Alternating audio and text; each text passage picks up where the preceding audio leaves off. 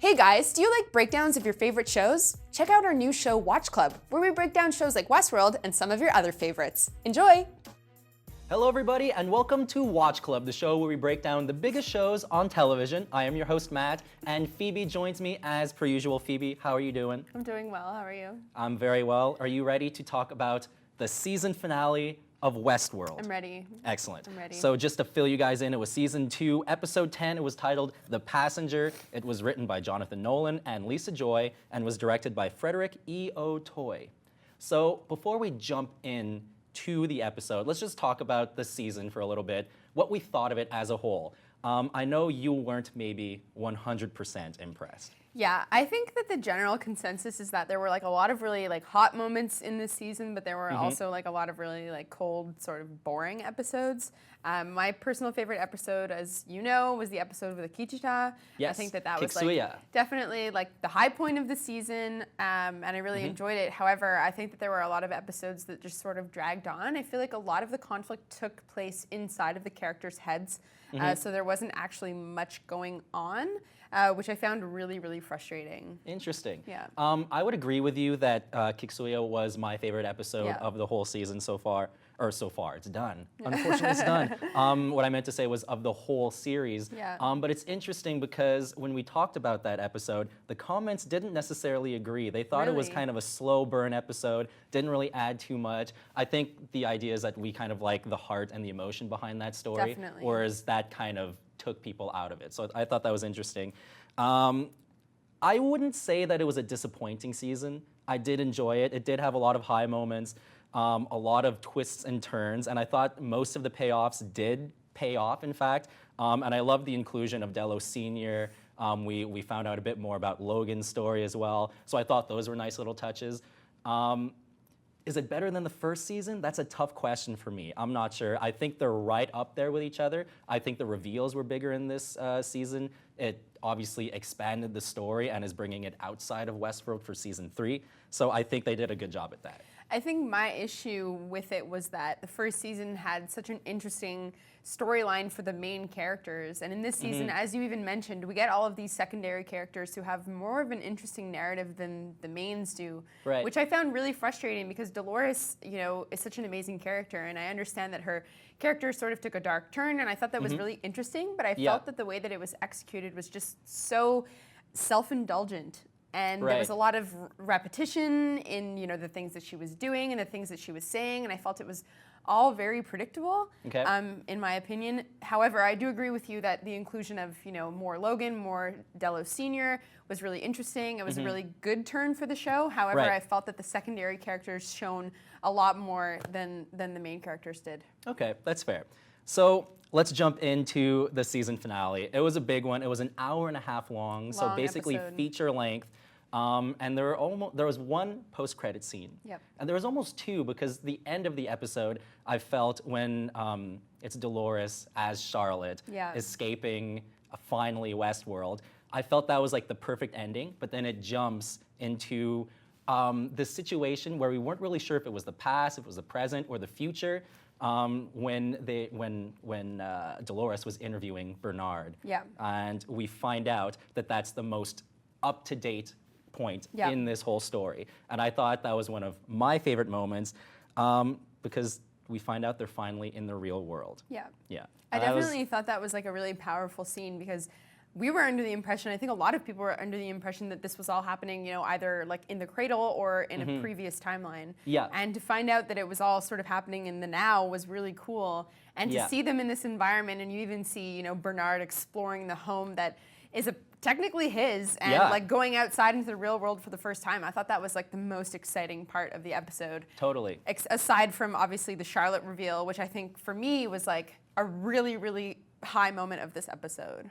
Yes, I agree. Yeah, and I was always like, I'm very, not confused, but I'm interested to see what those fears were that Dolores brought out. We know that one of them was obviously Bernard, because he was recreated in the real world, and we might assume that one of them might be the other Charlotte character because we see Dolores, Charlotte's there as well, but it can't be Charlotte. We'll talk about that a little bit later. Those were some of my favorite moments, and also, Westworld is super popular for being extremely confusing, Yeah. having a lot of storylines that eventually interconnect and kind of make sense. But in this episode, I would say that the simpler storylines were the ones that I connected with the most, or at least enjoyed a bit more. So, for example, when Akichita reunited with his wife Koana, I thought that was beautiful. It was really nice. And Maeve actually being able to save her daughter, maybe not in the way she was hoping to be reunited completely with her, but at least they end up in that other Valley Beyond kind of thing. Yeah, I thought that was like a really, really cool set piece, like the Valley Beyond and the crack in the sky and how they, like, it looked as if they were jumping off the cliff, but they were actually going to like what sort of looked like a Windows screensaver. Like it was just like, it like was Windows so weird. 98 or 2000. But it was really sweet. And like, at the very end, we also see Teddy there, which I thought was like, it sort of seems like a bit of a heavenly vibe, if you know what I mean. Like where Westworld is hell for these people, this is like their solace, Yes, yeah. And I thought the whole cliff scene was actually very interesting because, when buffalo, the Indians used to run buffalo off the cliff, so, it was their way to hunt. They were in complete control, I should say, of how these animals would die or where they would run. They just had complete control of what would happen. And it was kind of similar as to the humans controlling all these hosts. But then in that moment, it was ironic because, yes, they do go over the cliff, but they're actually in control. They know that they're going to a better place when doing this. So I thought that was pretty interesting. Yeah, speaking of that, one of my favorite scenes with Maeve, obviously I love Maeve, Maeve is my girl, when she, is resurrected from her state of, she's about to die essentially, and she rises all the hosts, they save her, and she's walking and all of the bulls are running. I thought that was so powerful. And we also see like a scene which is in the opening credits where the bull goes through the glass and is falling. Like that exact scene was mimicked in this episode, which I thought was really, really powerful and just like an amazing like piece. Like I really enjoyed that part of the episode. I agree, that was really cool. Yeah.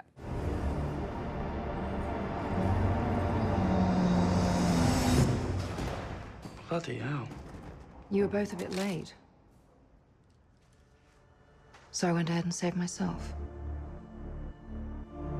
So there was like a really interesting part in this episode that I noticed was mimicking a former episode, and I know Westworld does that a lot. They have a lot of callbacks and stuff. So when we're in the cradle and we're seeing Delos going through these fidelity tests, and it always ends at the same point with him and Logan having this confrontation, and Logan tells us that that is essentially the pinnacle of who Delos Sr. was. This is the point that they always come to make sure, that he always does the same thing because that defines who he was as a person. Right.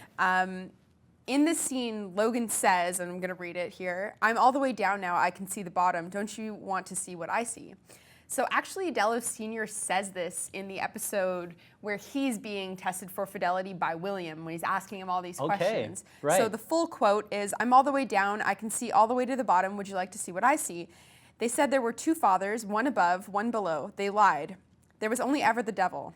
So I thought that was like a really, really cool sort of callback. He gets that line from his son. It's really eerie, and it sort of mimics their situation, which I think is like a really, really interesting for sure. tidbit. Yeah. And it was just like AI Logan was saying as well. It always just comes back to that one point.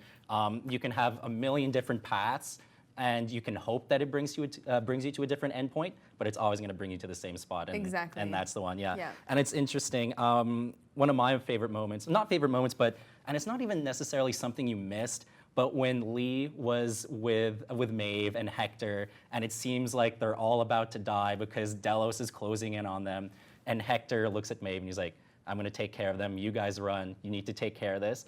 And he's about to start this big triumphant speech that clearly Lee has written for him in the past in his storyline. And as he's about to do it, this like big dramatic music comes up, and then all of a sudden it just kind of, like cartoonly stops with Lee grabbing him and pulling him back. And he's like, "You know what?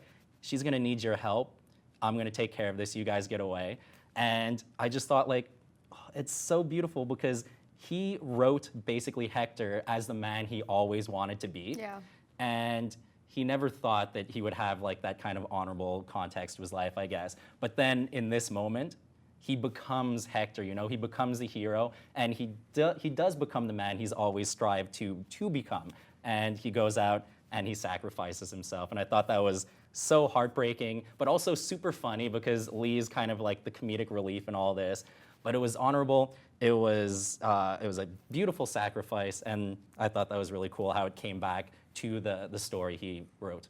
What I really liked about like Lee's character is that he's always been the comedic relief, and I think that we got a lot of moments in this season where we see him in a different light, and we see him, you know, more sad or like regretful, and I think that sort of lost its charm for me, and then it all comes full circle, and he does something so heroic, and it sort of incorporates the dimensions of his personality. Like he has the capacity to be a more emotional person, but he also has the capacity to be like really funny, and I thought that was like the perfect combination of the two to say goodbye to his character. Yeah, I agree.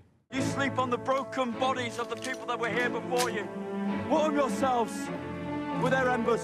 So we talked about some of our favorite moments, but let's just dive a bit deeper into the episode itself. Did you like it? Did you think it was great? Did it live up to the hype of being a season finale in your eyes? Yeah, I honestly could not connect with this episode. Like I really was excited to find out. I thought the big twist was going to be like while the hosts were floating in the water, and while it did sort of rectify that, it didn't give me that shock that I thought it would. It was just sort of an obvious turn for the storyline. And they had played that up a lot, right? They the whole did. valley flooding, and then in the end it just ends up being because the base flooded. Yeah, which I thought was flooded like the whole a valley, pretty easy way to tie up that storyline. Yeah. It also never explained why Teddy was there. Like I thought that was kind of weird. Like there was never we didn't really get any concrete answers to that question. Although I think because it seemed like the whole valley had flooded, or at least like a large portion of it. So maybe it's just safe to assume that he was swept up in like some tide and then brought in with all the other hosts. But it's true, like why would he be smack dab in the middle with all of them? It just felt so weird because they put so much emphasis on that, and then where Teddy committed suicide seemed so far removed from where the main action in this story took place that I felt like it was sort of a stretch and sort of like an untied knot, and I thought that was really frustrating. There were a few good reveals towards the end of the episode, but it took so long to get there. I really just didn't connect with it at all. I was gonna say, I kind of agree that the whole valley flooding was it was clearly like a red herring almost. But they kind of made up for it with the whole fact that Bernard actually devised all of this stuff himself and not necessarily with Ford. And the whole Charlotte Dolores reveal was pretty amazing. Yeah, not to say that wasn't like a crazy reveal, because I was definitely shocked. Like my mouth was like wide open. I totally didn't expect that. It definitely came out of left field. I just felt like it didn't give me the payoff that I wanted from having watched the entire season, you know, with such a close eye and been like waiting for that big moment for this big like season finale, and it didn't give me what I thought I wanted. Yeah. Okay, I mean that's fair. I would say that I definitely enjoyed it. It maybe didn't have the same kind of grandiosity, if you will, as the season finale in the first one. Yeah. But they did leave a lot of questions open leading up to that episode, and I think they did do a pretty nice job of tying up all the loose ends and setting up season 3 really well. The thing I didn't kind of like, I touched upon it before, when Dolores / disguised as Charlotte leaves the Westworld, I thought that was like the perfect ending. It almost seemed like there were 2 post-credit scenes, really, because the scene with Dolores and Bernard discussing that they're in the real world now, it totally made sense to have, but it did seem that kind of like they had run out of time and they had to do post-credit scenes. You know? A lot of film directors nowadays kind of say like, oh, you know, if you need post-credit scenes, that means you didn't achieve what you wanted in the movie, and I kind of feel that with this episode. But at the same time, there's scenes you really needed, especially the one with the man in black at the end too, kind of leaving it up in the air whether he's a host or not. Yeah, that was definitely like really cool. And what I don't really understand is why there was a need for a post-credit scene. They had an hour and a half time slot to get everything done, and I felt like there were a lot of scenes that could have been shortened. They could have incorporated those storylines into the actual episode. It just felt like it was really frustrating that there was so much happening right at the end, and everything was happening right at the end, but there was an hour before where it was just sort of like a regular episode of Westworld. Yeah, and I agree with you totally on that point. But like audiences love that stuff. For sure, for Marvel, there's three post-credit scenes sometimes. It's just something that the public really likes. So I understand why they did it. But I Definitely. agree, it does feel like if you can put it in a post-credit scene, just throw it in the episode. Yeah, and not to say that people shouldn't like this episode. I think it does have a lot of value, and it does definitely leave a lot to be desired for season 3. Yeah. I just think for me, like, I wanted more from the last episode. I mean, that's fair. Yeah. But I am really excited to see what they do in season 3 Me now too. that they're in the real world. So let's talk about predictions really quickly. I'm going to talk about the Man in Black, whether or not he's a host or not. I know you want to touch upon something about that after I give my little spiel. But we've been playing around with the idea that the Man in Black was a host for a few episodes now. Our co-host Rebecca had brought it up when you were unfortunately not with us. And a lot of the comments were like, no, there's no way. This is ridiculous. It's a stupid idea. They've already done the whole human as a host reveal already. And I totally agree with that. But the way this season was going, they were clearly laying on thick the hints that he was really a host. And I don't think anyone can really deny that. And then the post-credit scene basically almost proves that he is a host, or is he? So this is the thing. Even earlier in the episode, after he's cut up his arm, you don't see whether or not there's a bunch of like wires or gears or blood and veins in there. It's covered up. But at the end of the episode, he sees his daughter, and then she starts questioning him for fidelity as well. So then we're all left to believe, oh my God, he is a host, because why else would they be doing these tests? But my opinion is, I know I've been saying that he is a host for a little while. He probably isn't, because my prediction is at the end of the episode, Delos finds him. They're like, oh, he's in really rough shape. He's passed out. He's lost his hand. He's lost a ton of blood. So he's clearly unconscious, and I think that the fact that he was struggling with his identity and whether or not he was a host or a human or not, while he's passed out, he's just having these hallucinations and these dreams of his daughter kind of questioning his being. So I think that's my prediction. It will be too on the nose if he is a host, but I know you want to jump in and say something quickly about that, don't you? Yeah, well, that's a pretty deep cut. That's all I have to You say think? about You that. think? That would Okay. be really cool. Okay. However, I've been doing my research, and since the episode has aired, co-creator Lisa Joy has been doing a lot of really insightful interviews, I think, to sort of help people wrap their minds around things. See, I kind of try to avoid those just to avoid spoilers a little bit, but if Okay. it provides insight, this is no, interesting. I think it more provides insight than it is a spoiler for season 3. Okay. When asked about that post-credit scene with the Man in Black, I think a lot of people are sort of going crazy about that. Yeah. She said that happens in the far, far future.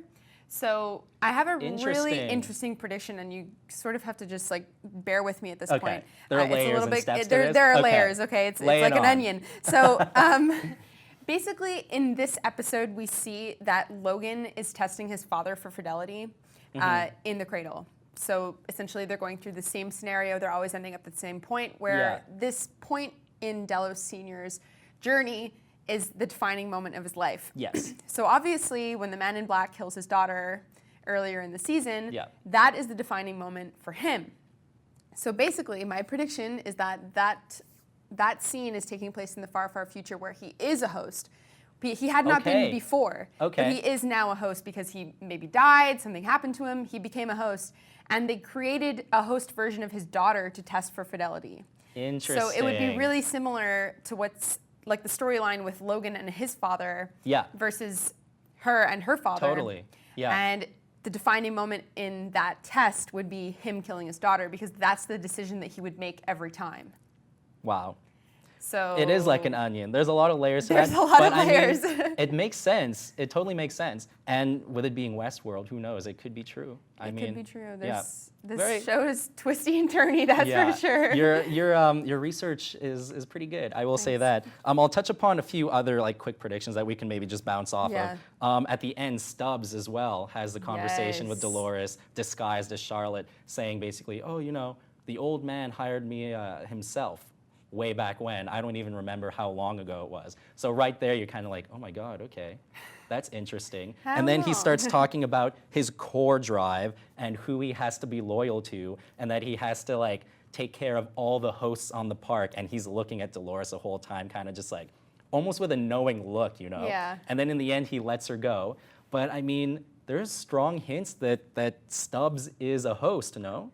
Yeah, I agree with you. There was that moment where he said like something that alluded to the fact that he knew that she wasn't who she said she was. Exactly. How he would have known that, I have no idea. I think Exactly. that that's sort of like a host thing, maybe. Yeah, maybe the like mesh, he's sensing the fact network that or she's something. a host. Yeah. Yeah.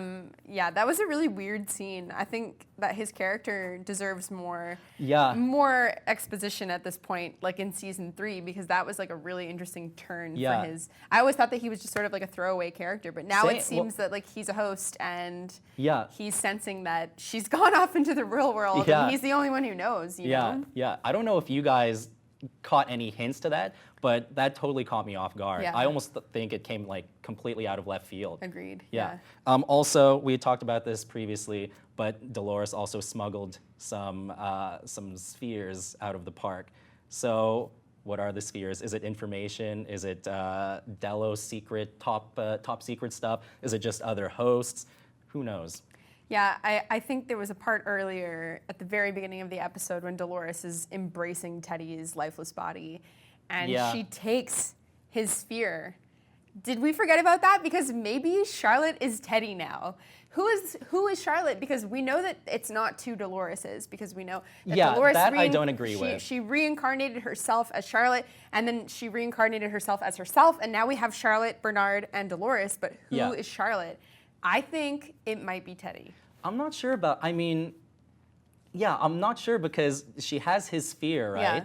And she implants it into the system and then sends him to, for lack of a better term, the other valley beyond. Yeah. And he's there and he's smiling and he's kind of at peace with himself. So if he's there, can he be in the real world as well? I don't know. I think that would be really cool. I think that it would be interesting to have like a female relationship, because we know, like, Teddy and Dolores are soulmates and whatever. I think it would be cool to sort of have Charlotte and Dolores have a relationship like that. Charlotte actually being Teddy. Yeah. That's very interesting. Yeah. I'm not sure about that. We'll see if it'll happen. We'll see. I don't know if you guys think that will happen, but if you have any predictions, please feel free to write them in the comments.